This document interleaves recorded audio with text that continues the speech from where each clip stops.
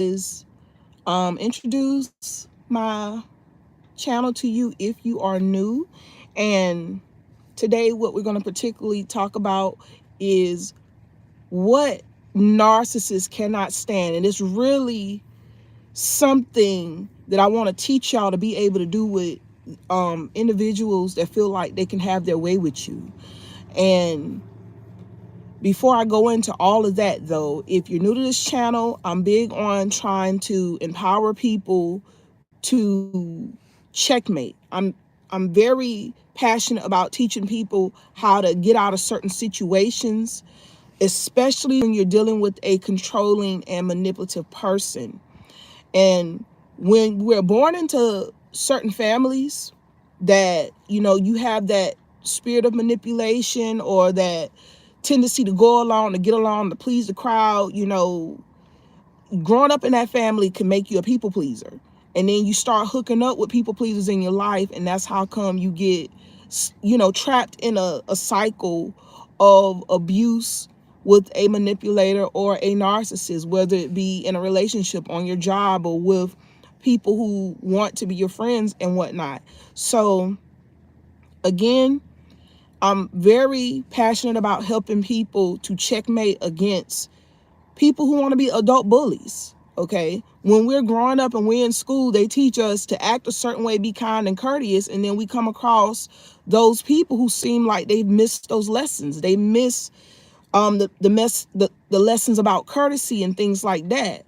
And when you come from a background where you're in a family where that has been dysfunctional, you're still trying to find balance. It's like when you're trying to do good to people and people are giving you things that you did not give them in return. So I'm very passionate about teaching y'all how to navigate that.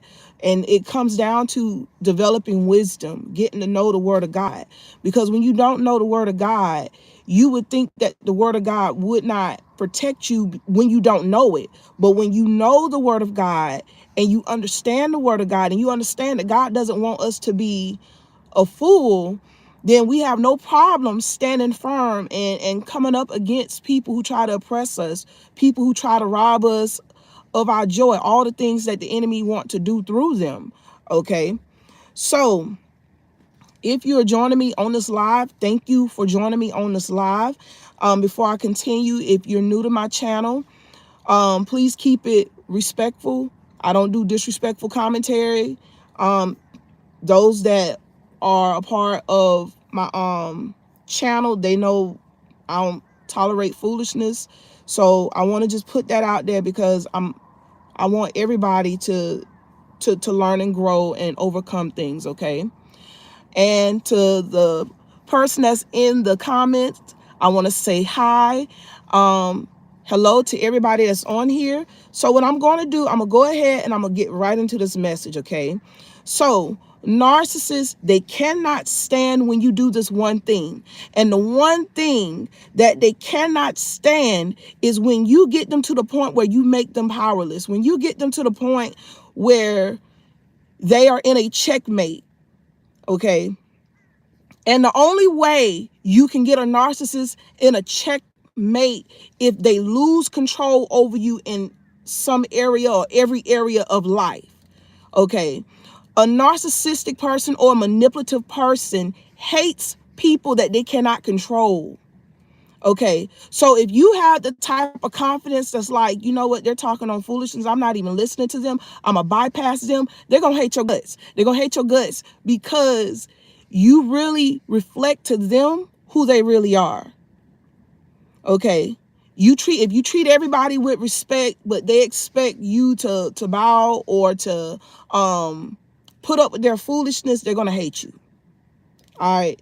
So again, when you make them feel powerless, it's that they have absolutely no control over you. You are not listening to their toxic energy that they put out, or their toxic words, their toxic advice. You're not asking them for permission to do whatever it is that you do. Okay. And this is from every area of life, whether it's a family member, a person you're in a relationship with, a person that want to befriend you, you know, those frenemies, they don't know whether they want to be your friend or your enemy. My suggestion, if you have one of those around you, put them in the enemy zone. It's better to be safe than sorry. Okay.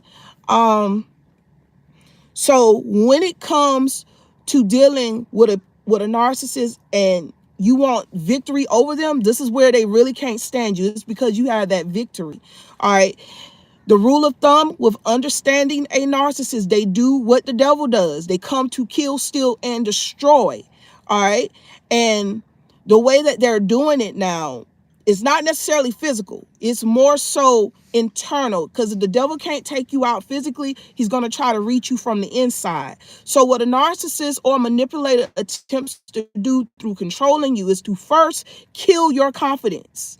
All right. They want to kill your confidence. That's why they call you out your name. That's why they always bringing up something bad about you, or they're reminding you of your past, or they are belittling you, or they're mistreating you or mishandling you, or whatever it is that they're doing. They want to do these things to kill your confidence. That's why they use different type of traps, the guilt trap to make you feel guilty for telling them no, or the shame trap, in which I didn't talk about the shame trap at the moment, but the shame trap really is to get you to draw back and to feel ashamed of yourself.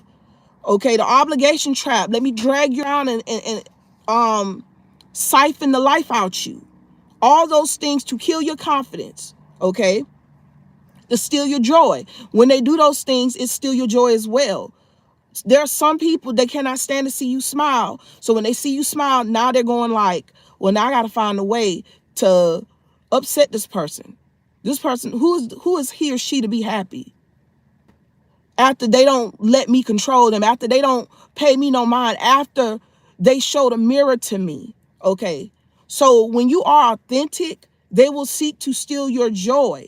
Or if they see something in you that can outshine them, they want to ruin your confidence and steal your joy. All because it takes you to the last thing that the enemy wants to do, which is to destroy. So what is the enemy trying to destroy through these narcissists? Your identity. Okay. Identity is so important, because if you know who you are, you're going to shine. You're going to reign. You're going to rock it out, and you're going to be unapologetic about it, because you know who you are and you know who God designed you to be. That is where the enemy is trying to keep you from. Okay. He's trying to keep you from thriving in your purpose. He's trying to keep you from recognizing what God has really called you forth to do.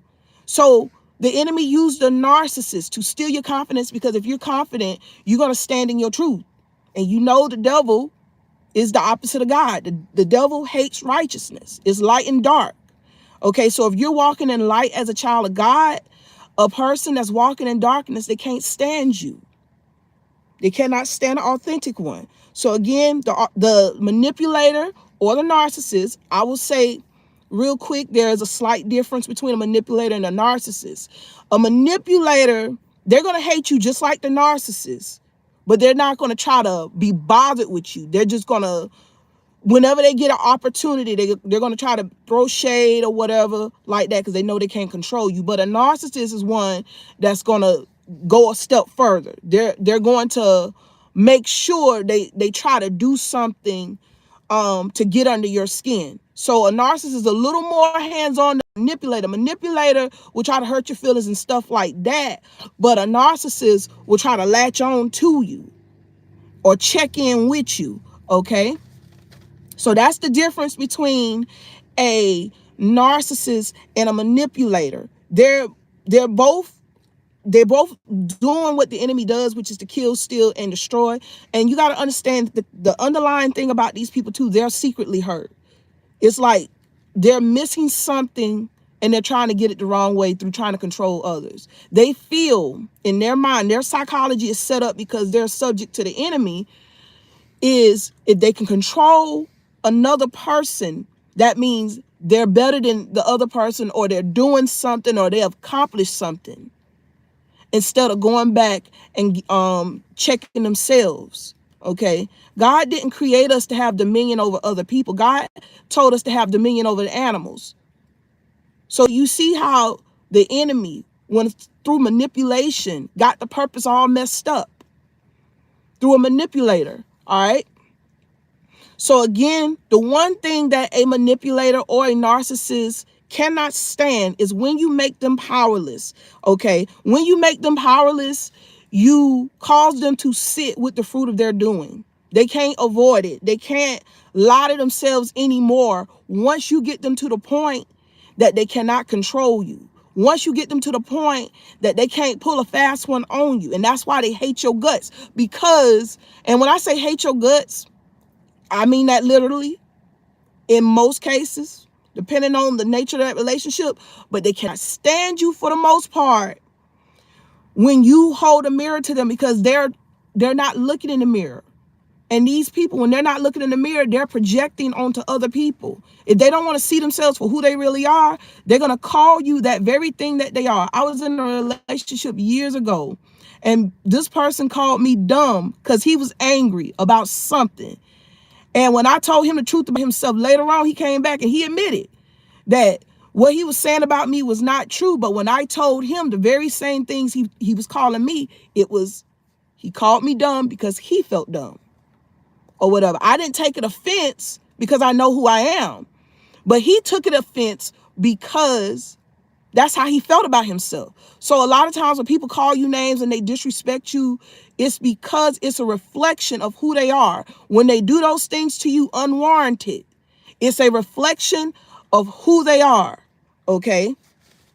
If somebody accused you of doing something that you were not honestly trying to do, it's coming from a place of insecurity. Okay. So a narcissist will project, and they don't like when you hold that mirror in front of them, when you let them know, hey, you wrong for this. Hey, you ain't supposed to do things like this. Hey, you need to do better. They don't like to be told anything.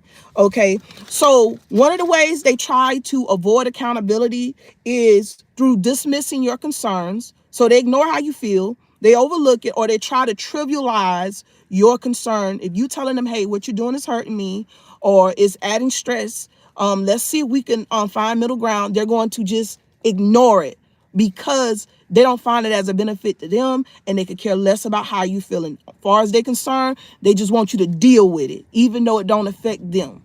Okay. So they're also too, after dismissing your concerns, and let's say you decide, well, you're going to step up and confront them with it, and you're not going to be confrontational, but you're going to let them know, I cannot stand with what you're trying to put me through. I have to say something. Now, because you're coming in authenticity, you're really causing them to get close to this mirror. Now they want to intimidate you because they're still trying to avoid. They want to intimidate you so that you can draw back. All right. So they use intimidation tactics to cause you to draw back. Then they will also attempt to silence you. You see that wrongdoing, God causes you to see through their foolishness. So now what the enemy wants to do is silence you. The enemy wants to put a gag order on you.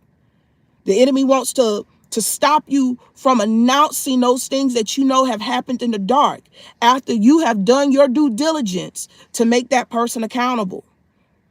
And when those things don't work, when they try to avoid accountability, they will ultimately attempt to punish you and retaliate and provoke you. Okay.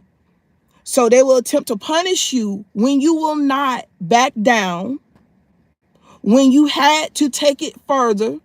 If you have to be open about something that they're doing because they're not stopping, and you need help, or you need a third person involved, whether it's the law, whether you're on your job and you have to go to the higher up, whatever the situation is, because they would not respond to your due diligence to settle the issue in an adult manner. Now they want to punish you because they exposed now. Okay. They want to punish you. That could be done through name calling. It could be done through, if in a relationship or intimate relationship of some sort, it could be done through destroying your property, threatening to leave you, and things like that. On the job, it could be done through workplace retaliation. You getting extra workloads, and with a narcissistic type boss or a highly manipulative boss, it could be giving you an extra workload. But this person here, when they do it, they done sat down and they thought about how they can frame it to make it look professional or look like a need just to jerk you around. Okay, again, that's a form of manipulation. These are the ways that the enemy comes after you through manipulators and narcissists, and also to provoke you. So you've been keeping your composure, because a narcissist or manipulator, they feed off your energy too. So if you act a fool in front of them, that makes them happy, because now they want others to see you at your worst. So if they provoke you to get you at your worst, then they're going to flip it around and try to make you look like you're crazy. That's why you got to do the following things I'm going to tell you how to handle them, okay? So the first thing you want to do to handle them is to go silent. The Bible lets us know in James to be quick to think, slow to speak, slow to wrath. So when you recognize what you're up against, you got to slow it down, because they're going to try to provoke you and get you to the point where you act out of character. Okay, so in this case, you got to give them nothing to work with. Give them absolutely nothing to work with. That's the first step. I got dismissing your feelings, provoking you, and all this stuff. Don't even try to argue with them, because you're not going to get anywhere. Read Proverbs 18:2, because the fool delights not in understanding, but that its heart might discover itself. Okay, that its heart might discover itself. That means that person, they're just going to try to make the situation right in their own eyes, regardless if they're right or wrong. Okay, that person is going to try to, y'all, it's a animal trying to get up in this room. I mean, not this room, this car, y'all. I'm trying to keep it from coming up in here, because I got my window cracked. Okay, but bottom line is, in Proverbs 18, the word lets you know that a fool has no delight in understanding. Okay,